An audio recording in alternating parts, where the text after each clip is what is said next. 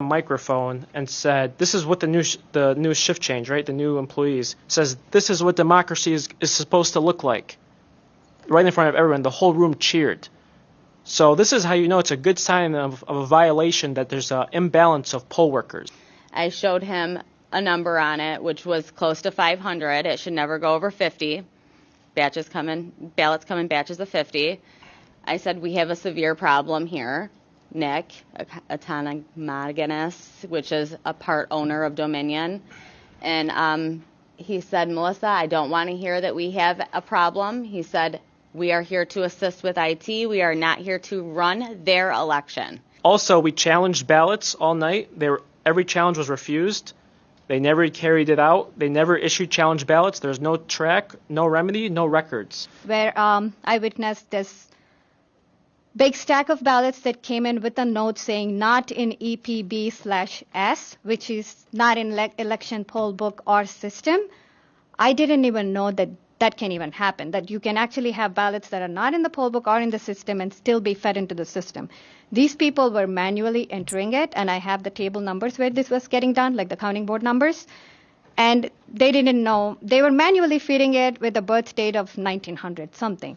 And when I asked the supervisor why they were manually being fed, they said they did not know. They're only doing their job, and if I have a problem, I could go talk to somebody up there. Well, we began to look at anomalies in the voting systems.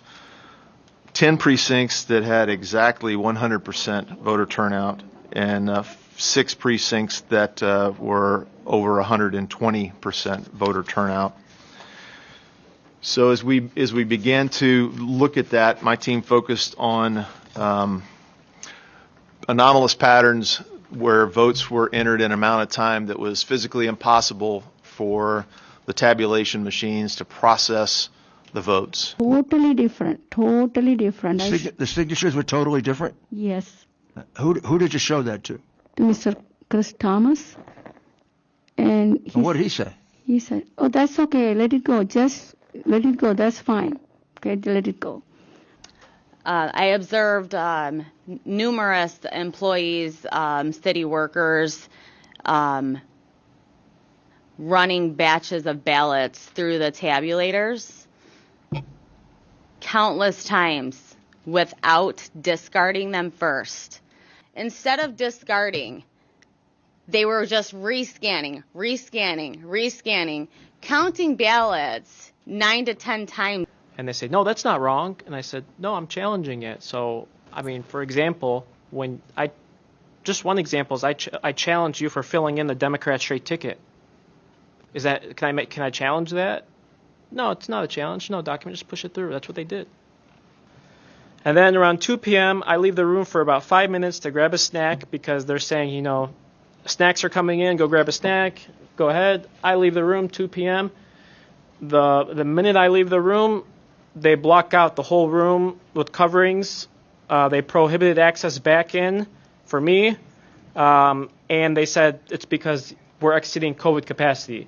Now I'm going to wrap up with this. Mind you, the entire night, this room was slammed. It looked like the New York Stock Exchange on its busiest day. And then at 2 p.m. the next day, after 70% of the employees have already finished their work, they left the room. Now they're emplacing the exceeded COVID capacity rules, which was pure discrimination. In Michigan, and 17,327 Michigan voters also had a corresponding obituary. And I didn't print that whole thing out, but I can give you that website for the tabular data. The GOP people were getting escorted out with or without handcuffs. Every poll worker and all Democrats stood and clapped like it was some kind of, they all won a lottery ticket.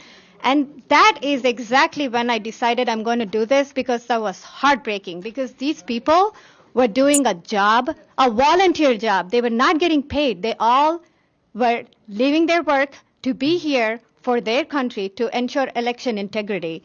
And they were treated like criminals, and that's not fair. Not America. That's illegal.